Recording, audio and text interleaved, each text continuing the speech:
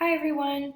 So today we are going to start our short story unit, and the first short story we are going to be reading together is Bad Blood by Will Weaver. This little Google Slides presentation is just to give you some background information about the story, give you some more practical textual evidence, and to give you your first vocab list.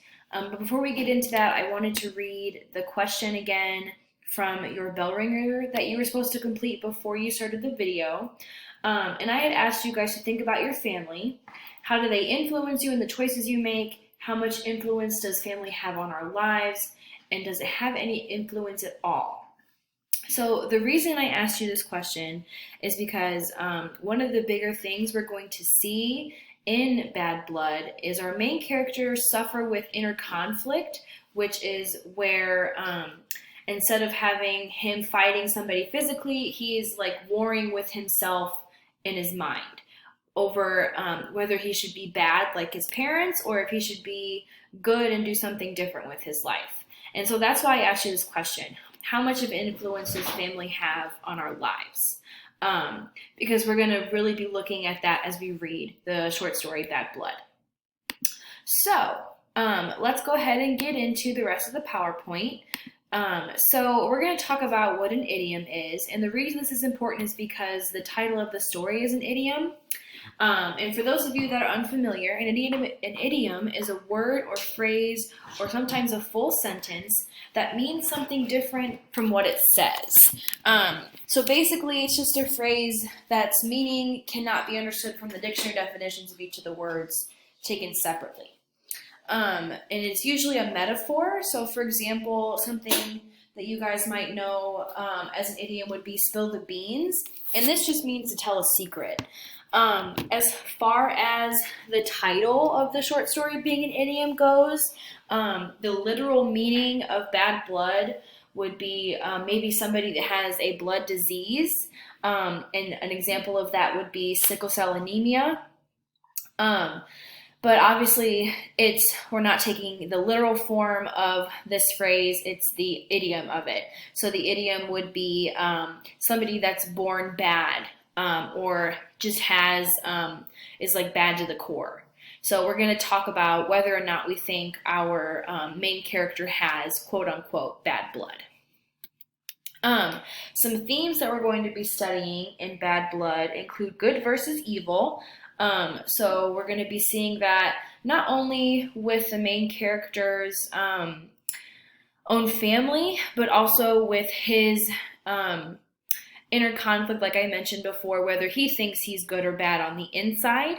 We're going to talk about nature versus nurture. So somebody's nature would be how they're born, and then their nurture is how they're raised. So figuring out if our main character was born bad or if his parents kind of raised him to be bad. And we're going to talk about that. And then the last theme in Bad Blood is good things come to those who wait. And I can't really talk too much about this particular theme because it'll give too much away in the story. But when we get to that in the story, we will talk about it. So let's get into some more textual evidence review.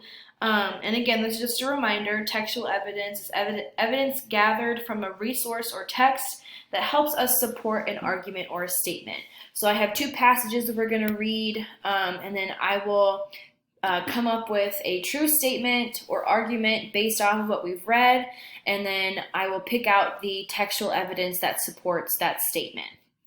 So I took a few pictures of the lions, but felt frustrated because my little camera made the lions look featureless, like featureless clumps of tawny lint. I tried figuring out ways of getting closer, a lot closer.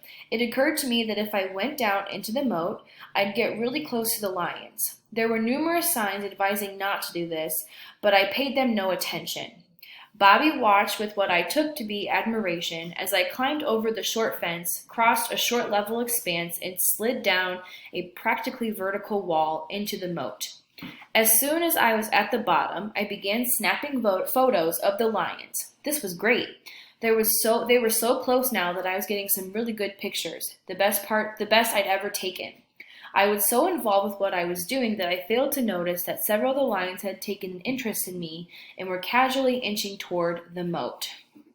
Okay, so based off of this particular excerpt from a passage, my statement slash argument would be that our main character is willfully ignorant. And when I say that, I know it's kind of those are two bigger words. It basically means somebody is choosing to not listen to someone or not look at information, right? And that's going to put them in harm's way. So when somebody is willfully ignorant, it means that they are choosing to ignore information so that they can remain oblivious and just do whatever they want. And I can support my claim with a couple of sentences.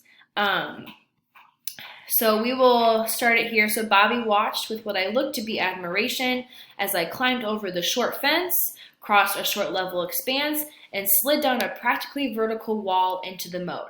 So, and before that we have, there were numerous signs advising not to do this, but I paid them no attention.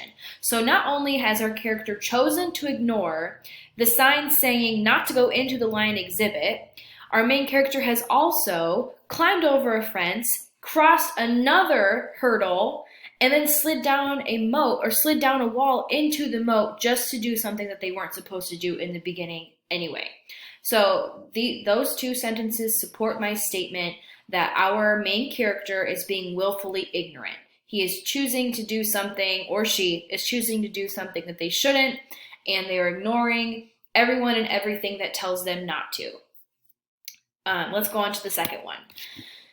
The second passage starts as this. It had been raining for 7 years, thousand upon thousands of days compounded and filled from one end to the other with rain, with the drum and gush of water, with the sweet crystal fall of showers, and the concussion of storms so heavy they were tidal waves over the island. 1,000 forests had been crushed under the rain and grown up 1,000 times to be crushed again. And this was the way of life, was forever on the planet Venus, and this was the schoolroom of the children on the rocket of the men and women who had come to a reigning world to set up a civilization and live out their lives. So we kind of get a lot of information in this passage, but my claim, my statement, my argument is this, that something happened to Earth, and now humans have to move away from Earth because it is no longer inhabitable and move to the planet Venus. And the reason I say this is because, and this was the schoolroom of the children on the rocket of the men and women who had come to the reigning world to set up a civilization and live out their lives. So we have a group of people who have left Earth, are on a rocket, and on their way to the planet Venus to set up a whole new civilization. So I'm going to argue that this statement supports my claim that something has happened to the planet Earth. Otherwise, why would we ever leave Earth if something wasn't wrong with it, right? So I hope that gives you some more insight into how to do textual evidence. I think sometime next week, that'll be an assignment for you guys. You're going to read some short passages and you're going to have to come up with your own claims and find textual evidence to support those. So keep that in mind, and also it'll be extra practice for you if you still are unsure of how to do this skill. So don't fret. If you still have questions about textual evidence, you can obviously send me an email or a message on Schoology, and we can set up a time where we can Skype one-on-one. Or not Skype, I mean Zoom. But let's keep going. So we are going to be doing vocab with everything that we're doing this school year, just because I think it's important that you guys understand the words that we're going to be reading. And so I picked out a couple, I think there's 6 here, that I think you guys will kind of struggle with. So this is how we're going to do vocab, and I will write this too when I officially assign the vocab, which will be when we start reading either today or tomorrow. I think not tomorrow, Monday. I think it'll have to be Monday. It'll be in the updates and obviously posted in Schoology in one of the folders. So your vocab words for bad blood include casing, the verb form, petty, parlor, shrine, stanchion, and squat in the adjective form. If you have trouble finding these words, you need to give the definition and the origin of each word. So does it have Greek roots? Does it have Latin roots? Does it come from French? Is it Old English? You need to tell me. And when you Google the definition, it should automatically give you the origin of the word. If it doesn't, you can look up casing, word origin, and that should give you the answer. But again, I will post the actual like completed list with directions and everything on it in a PDF on Schoology. This is just to give you a heads up through the Google Slides. And I'll have more detailed information about how you're going to submit it and everything in Schoology as well. Okay, that kind of concludes the presentation as far as Google Slides go. If you guys have any questions or concerns, let me know. Email me, message me, whatever's easiest for you. And I will see you in our Zoom call. Thank you so much, guys.